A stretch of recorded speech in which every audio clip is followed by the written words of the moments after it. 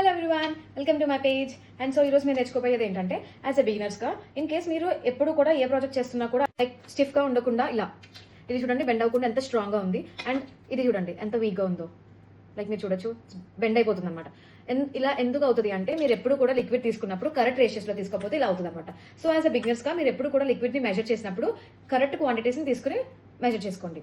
And then మీరు mix చేస్తున్నప్పుడు కూడా లిక్విడ్ని కరెక్ట్గా మిక్స్ చేసుకోవాలి. లైక్ ఇప్పుడు నేను చూపిస్తున్నా కదా, మీరు ఎప్పుడు లిక్విడ్ని మిక్స్ చేస్తున్నప్పుడు ఫాస్ట్గా చేయకండి, స్లో మోషన్లో చేసుకుంటే మీరు. అండ్ స్లో మోషన్లో చేస్తున్నప్పుడు ఇట్లా సైడ్స్ మొత్తం ఇట్లా తీసుకుంటూ కింద ఉన్న సర్ఫేస్ బేస్లో కూడా ఇట్లా మొత్తం క్లియర్ చేసుకుంటూ మిక్స్ చేసుకోండి. అప్పుడు మీ మొత్తం మిక్సింగ్ చేస్తున్న లిక్విడ్ అంతా కూడా క్లియర్గా మిక్స్ అవుతుంది. అండ్ మీరు మిక్సింగ్ టైమింగ్ వచ్చేసి అట్లీస్ట్ 3 to 4 minutes మిక్స్ చేసుకోండి అండ్ స్లో మోషన్లో.